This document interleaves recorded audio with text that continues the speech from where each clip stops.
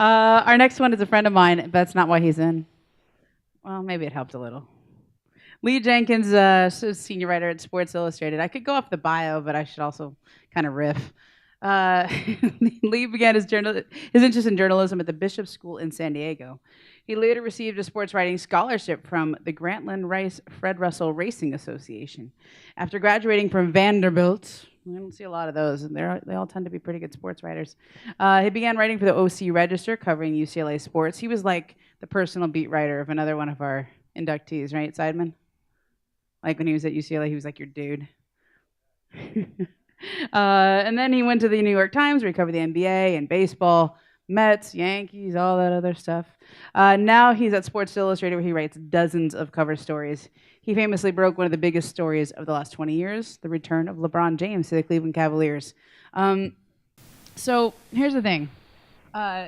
People don't just trust you with their stories. They don't just give it to you because you're Sports Illustrated or because you're Lee Jenkins or whatever it is. They give it to you because they trust you.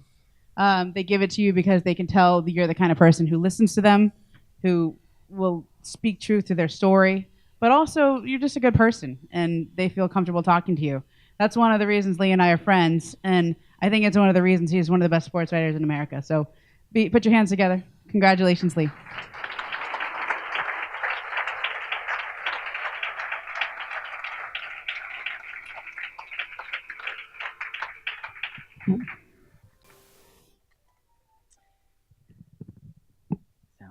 Thank you, Ramona. I'd like to thank the committee.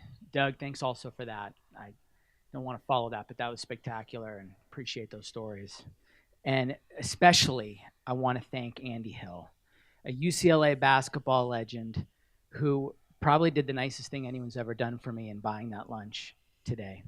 So I owe you. One of the first cover stories I ever wrote for Sports Illustrated was a sad one. It was about a high school football coach in Iowa named Ed Thomas, who was shot and killed by one of his former players in the team's weight room. This happened on a Wednesday morning, and I got the call from an editor, and I got on the first flight I could from LAX to Des Moines that afternoon. So the next day, I started the process of trying to ingratiate myself into this small town in Iowa, this farm town, really. And that first night, I went to dinner with a group of the players' parents at one of their houses. And at one point in the dinner, the parents turn to me and they say, "So Lee, what faith do you practice?"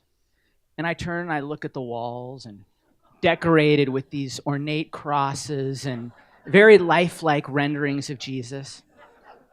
And I chewed my steak very slowly and said, "Oh, I'm Methodist."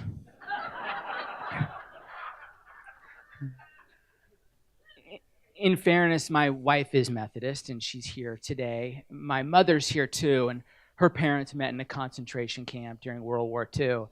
They settled in Toronto, and when I was a kid, I would always visit them over Passover, and they would always agree to take me to a Blue Jays game at Sky Dome, but I'd have to sit there and look longingly at the kids eating hot dogs and pretzels while she fished matzah and macaroons out of her purse. A little more than a year after the Ed Thomas story, I was thankfully on the NBA beat at SI, and I was doing a story about Knicks center Amar'e Stoudemire. And to do the story, I went to his apartment in the meatpacking district, and it was this bachelor paradise. He had a billiards room, a barber shop, a recording studio. And at one point I said, "Hey, Amar'e, do you want to get a bite to eat?" And he said, "Sure, but I always keep kosher. I only eat kosher." And he must have seen the alarmed look on my face. I'm looking outside. It was snowing. I didn't know how to procure a kosher meal. He saw that I was nervous, and he says, "Don't worry. I have my own kosher chef on staff at all times."